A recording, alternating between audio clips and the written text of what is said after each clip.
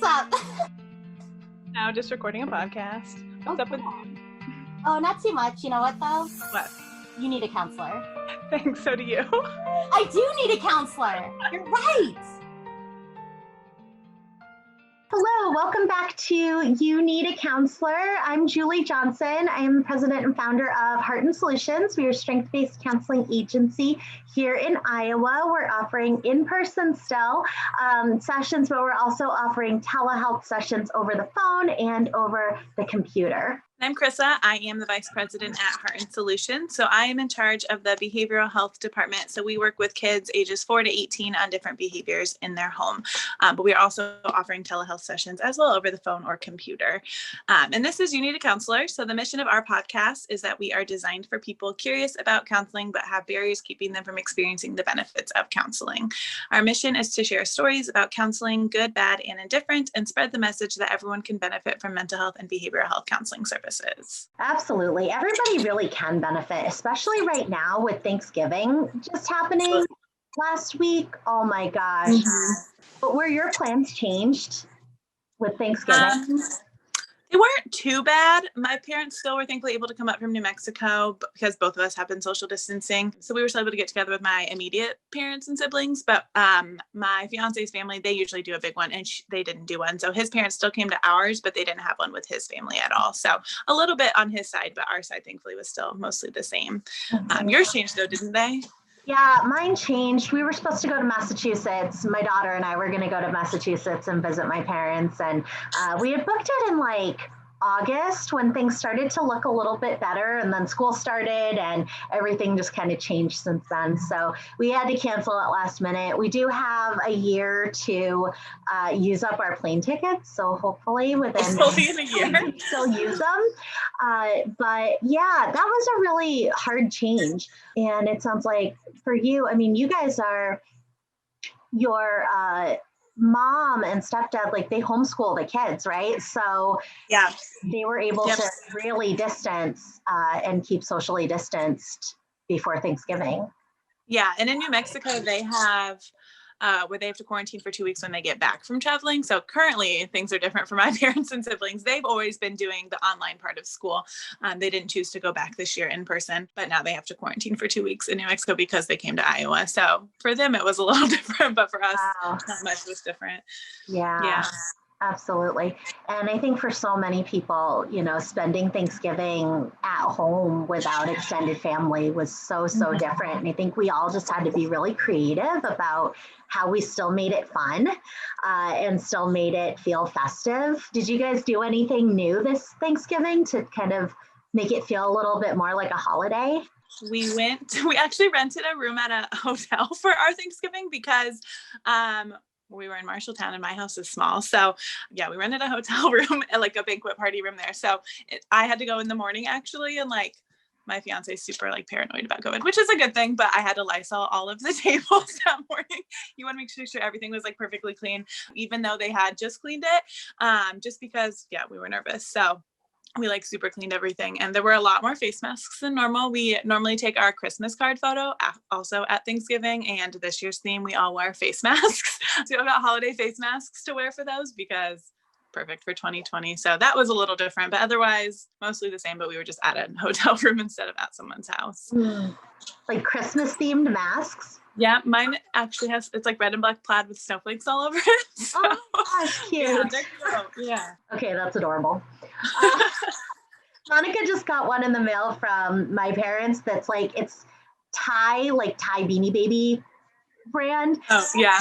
It's like a little animal, and it had little eyes on the animal face and a smile, and then they glued these giant googly eyes on it. So it has giant googly eyes where the animal's eyes are. It's super cute. That's cute. People are like getting really into themed masks and like funny masks, and like Joy has a Golden Girls one that's awesome. Oh, that's funny. Yeah, now who knew that we'd be wearing masks constantly? They're not like a fashion accessory. They are now. Never would have expected this. Absolutely. Yeah, they are now. That's funny. I bet there'll be a lot of mask stocking stuffers this year. Oh yeah, for sure. I bet. So yeah, I mean, especially with Thanksgiving, like, and Christmas coming up, I mean, this is going to be such a different year for everybody. And I think that, one thing that we know about change is like even good change is still hard. And so change of any kind is so, so challenging. And the thing is, like, the people that we would normally talk to and like help, that would help us to process changes that are happening in our lives are like also having these challenges in their own lives. So because everybody in our normal support system is also experiencing the same challenges that we are, it can be a lot harder than to be able to rely on our natural supports. And I think like even now, especially, we need counselors so much more to have that outside perspective. So I was feeling bummed out, right, about Thanksgiving without being able to go to Massachusetts and my parents, right? But the thing is that it kind of feels like complex grief, because you've got grief over a loss, and any loss, like loss of tradition, or like loss of time together, like any loss is going to cause a grief process. But the thing is that because we can't, like, normally if my trip got canceled because of plane issues, right, or something like that, like I could complain about that a little bit more. You'd be like, oh my gosh, don't get to go to Massachusetts, like I'm so annoyed and bummed out, right? But because everybody's going through that, and I feel bad even complaining about it. It's like I can't. Yeah, because everyone is. Yeah, like everybody is having that, and then I feel like, okay, why do you feel bad, Julie, about like not being able to go to Massachusetts when like there are people who don't even have like families that live with them? You know what I mean? Like there are people who usually go to like an aunt's house or a grandparent's house, and like they're having Thanksgiving alone, or not even being able to like leave the house to get like Thanksgiving foods, and they're eating like regular food on Thanksgiving Day by themselves in a house. And so then it's like the grief and just like loss and like feelings, emotions that I'm having about Thanksgiving and the holiday and celebration. It's like I wasn't even allowing myself to feel that because I feel bad about feeling it. If that makes sense. I don't know. Yeah, because like there's people who are in a hospital right now. Like I just heard on the radio yesterday, there's a famous picture going around of a doctor hugging a guy in the hospital who was crying, and they interviewed him on the radio about how he wanted to see his wife for Thanksgiving. So I was like, yeah, you can't really complain because everyone is going through it or worse. So yeah, I feel bad, like, because you did at least get to see your husband. So absolutely. Yeah. Exactly. I mean, and then it causes this kind of like grief bubble in us where it's like our normal processes for being able to get that out are kind of like they're stalled, like they're stuck and we can't get it out. And then it kind of just stays with us. And I feel like we might see this as a pattern in society or in our country this year, where like the grief of the loss of like Thanksgiving traditions and experiences they're not necessarily going to be processed out as much as they would be normally for like a normal loss of tradition, right? And so then they're going to get, and then like, here comes Christmas, like bombarded. Happens all over again. Yes, and it happens all over again, and like on an even bigger scale. And we're not even over Thanksgiving yet, and the feelings and emotions and experiences that are coming out of that holiday. And then here we go right into Christmas on an even bigger scale. Yeah. I feel like this year, grief has been such an underlying theme for like everything that has happened this year. And whether it's just like losing, okay, I lose the ability to like commute to work, or like I used to listen to podcasts in the car, or, like my gym is closed, or my gym is, different now. And, there are all of those little losses, but then there are these bigger losses also.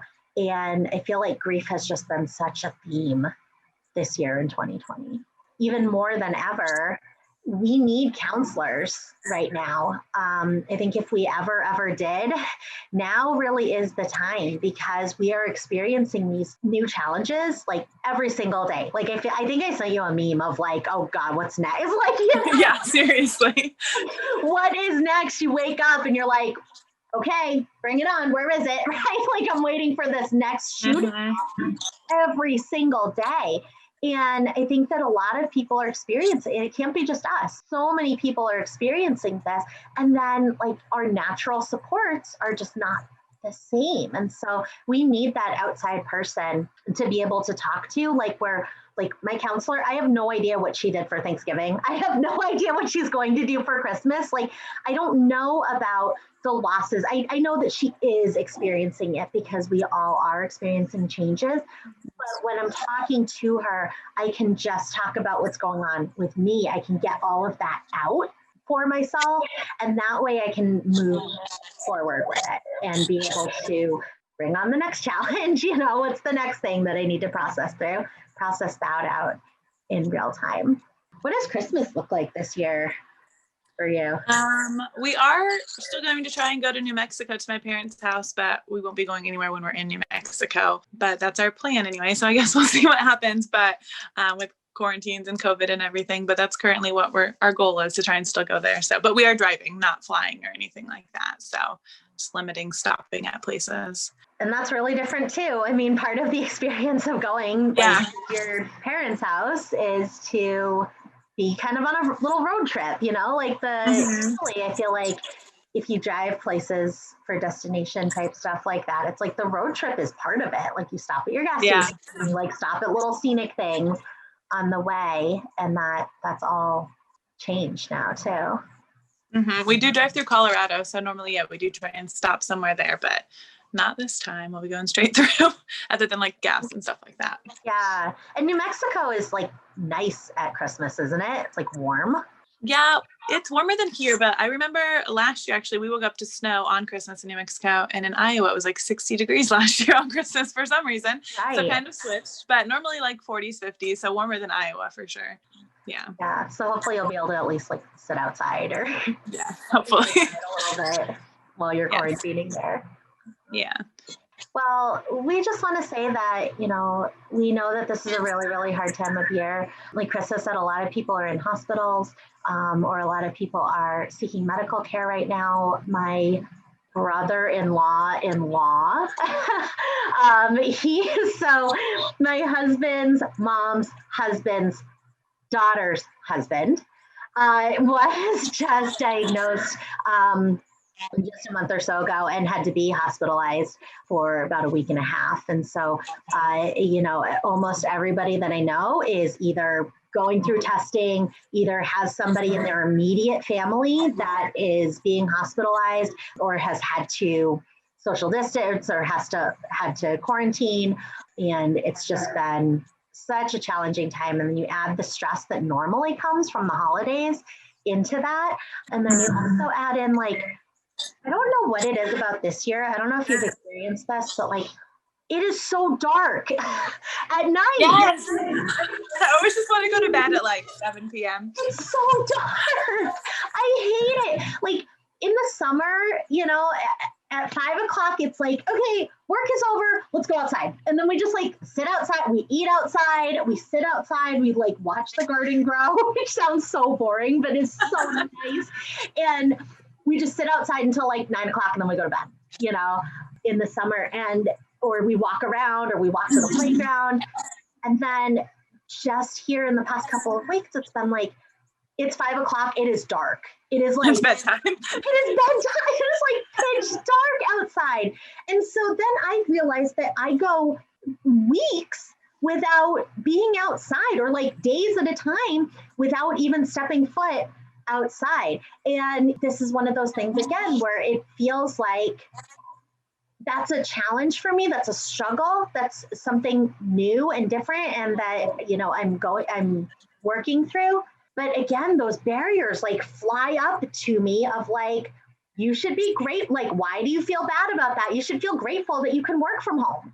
Like, you should feel grateful that, right? Like all of those shoulds come up that are like, well, you should feel grateful that you can not go outside for several days at a time and that you have a warm house to be inside, and you have electricity and running plumbing and you don't have to go outside to use the outhouse. Like all of those things kind of like rush into my head anytime I come up across a challenge like that, right? But like that sunlight and less of that time outside, I mean, it definitely has an impact on mood. And like I've experienced that so much just in the past couple of weeks. I've been like, oh my gosh, I have no energy. Like I can't get, and we're living in a time of COVID. So like feeling fatigued is also insights panic, right? Like, okay, yes. Now I'm stressed out about feeling fatigued, or I'm stressed out about feeling stressed out because that's a symptom, And so then it's just kind of this snowball happening right now. And I think a lot of people are just not feeling themselves right now. It has a lot to do with the time change. I think that did it for me. And just getting so dark at night. It's like I've lost 4 hours of my day that I used to spend from 5 to 9, like doing things. And now it's like, I just don't want to do anything during that time because it feels like the middle of the night. Yeah, seriously. Yesterday we went to bed at 8:30. I was like, well, I don't know what else to do. Like, yeah, it's like it gets so dark, and then like, okay, how often or how long can you watch Netflix before like being bored? And so you just go to bed. Yeah, I agree for sure. So, if you guys are experiencing what we're experiencing, like it's like that boredom, but like stir crazy. It's like I want to do stuff, but like, what is there to do? I think we're just getting into the start of that. I think we've got a long winter ahead. And right now, like technically I could go outside. Like it's not snowing. It's not -20 with wind chill. Yeah, but it's still cold. But it's still cold and it's going to get colder and it's going to get snowier. And so I just want to encourage anybody who can kind of relate with what Chrissa and I are experiencing right now, just like that kind of mood shift, that kind of like energy shift from like summer. I'm always like bounding with energy. Summer is like, oh, I can't wait to get outside. I want to be outside as much as I can. I want to go for hikes and walks. And then starting to just get into that winter kind of drone, like every day feels the same because we're not going to playgrounds, we're not going outside. And I just want to encourage, if anybody is experiencing the starts of that or is like in a full-blown, episode of kind of that seasonal feeling, that's a real thing. That's a real biological system shift. And so I just want to validate that is a real thing. Like it's not just you being dramatic about the weather. I think that, again, those kind of shoulds come up at us like, okay, yeah, it's dark, but like it's dark for everybody. So why should I, care about that? Or why should that impact me and how I do things? But it does. So just want to encourage anybody out there who doesn't have a counselor that like now is the time. Go find a counselor because the motivation to do it is only going to get less as the winter months progress, right? And telehealth is still a thing right now. And so you can do it from house. You don't have to go outside.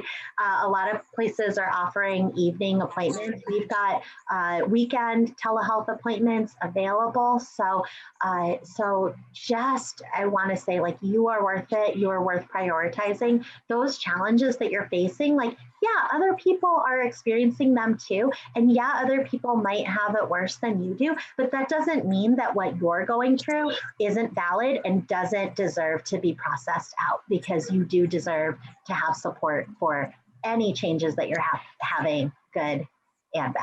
So we post on Sunday nights. This is kind of a shorter episode today because we did have a guest, but they did not come. So it is a shorter episode. This is a little bit off the cuff, but I do like these episodes, kind of like our pet loss one, where we can just kind of say what is happening in the moment. We do post on Sunday nights at 5 o'clock. So save up your laundry. I've been really doing that. If I was a braver person, you guys, I would show you my laundry pile right now because it is staring at me. Sunday night, Sunday night we had a little But it's bit. only Wednesday, so you can't do it. I know. Sunday night we had a little bit of a change in our routine, and so we didn't put away laundry on Sunday night. And now I feel like throughout this week it has just been staring me in the face. So I am actually really looking forward to next Sunday, where we're going to put away everything all at once, like basically 2 weeks worth at one time. So go ahead and put us on Sunday nights at 5, and we would love to hear from you. Also, if you are looking for a counselor, please call us at Heart and Solutions. So if you are in Iowa, we can do telehealth, we can do in-person sessions in any of our offices. Let's say what they are. We are in Cedar Rapids, Marion, Davenport, Waterloo, Grundy Center, Ames, Ankeny, Mason City, okay? Marshalltown also for BHS, okay? Yeah. I was counting along with you. So if you are close to any of those locations and you want either an in-home counselor, you don't even have to go you don't have to leave the house.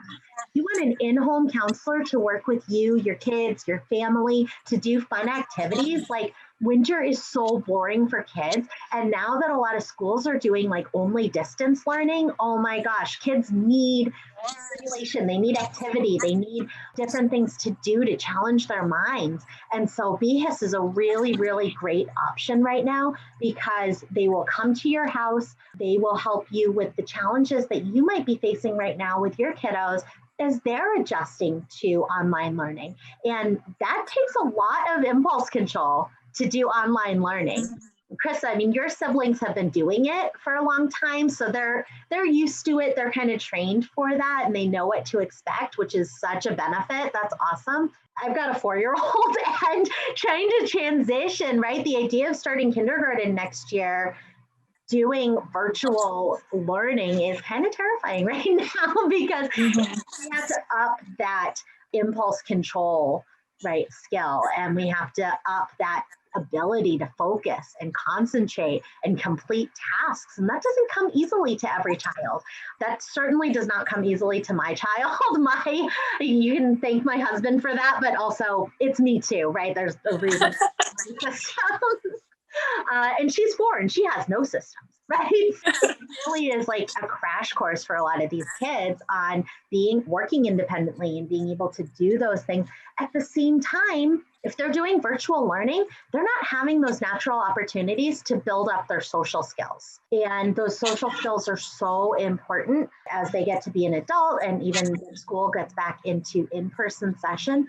Don't let your kids lose those social skills while you're doing virtual learning. If you do BHIS and there are some challenges with social skills, that BHIS counselor coming into the home is going to work with your child and practice those social skills in real time, but do it in a fun way, like playing games or doing art activities so that your child is entertained and engaged, but also has the ability to practice those skills that they're not getting right now if they're not in school in person. Mm-hmm. So being intentional about giving our kids those skills is more important than it ever has been in recent years. So BHIS is a really great option if you live in Iowa.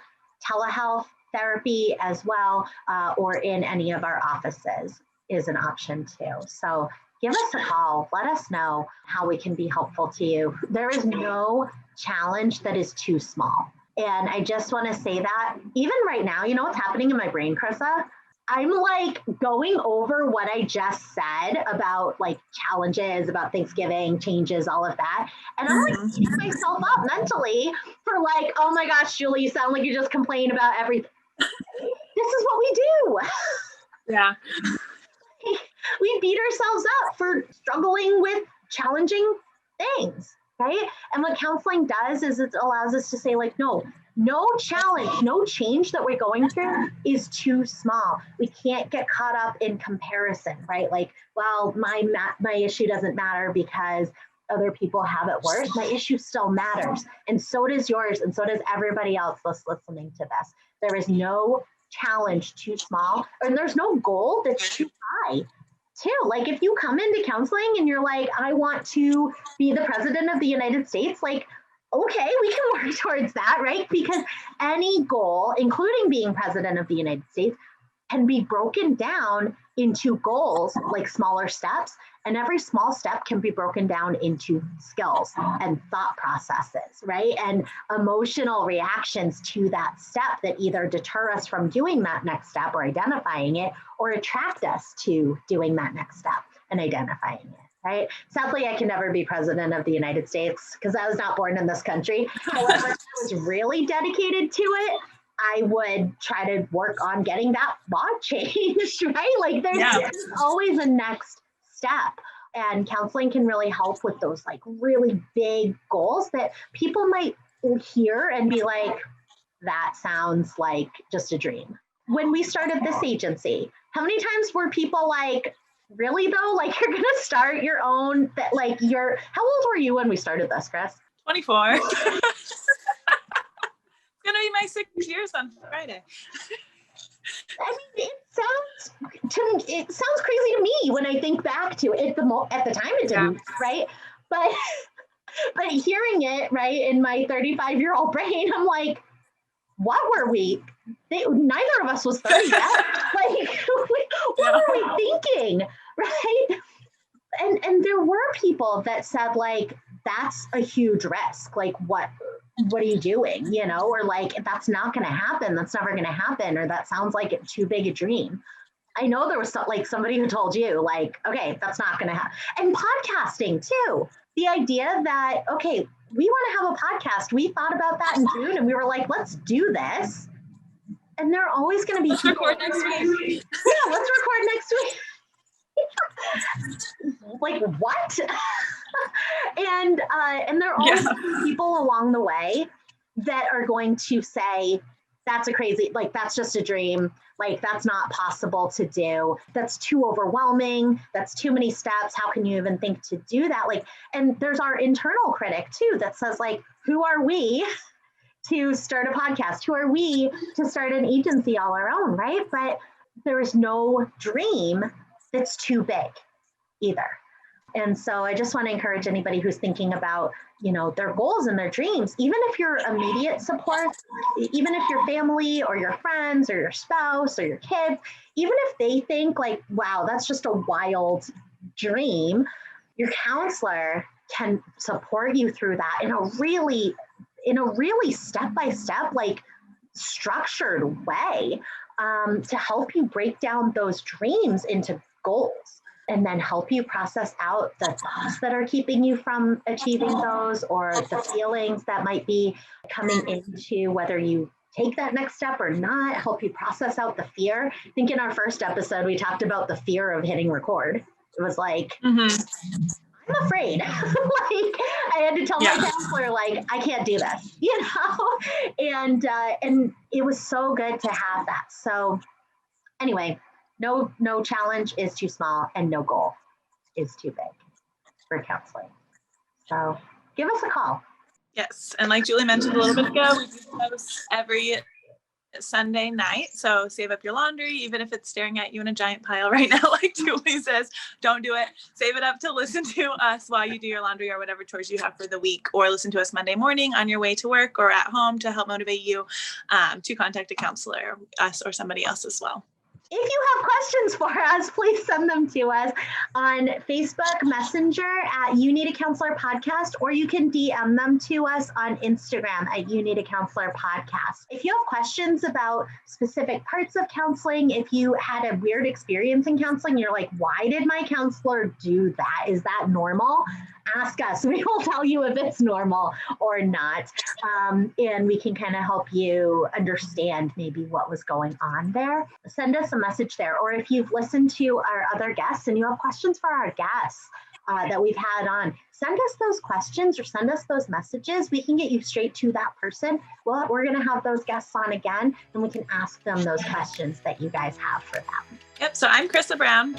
Julie Johnson, and we need a counselor. And so do you. Bye. Bye.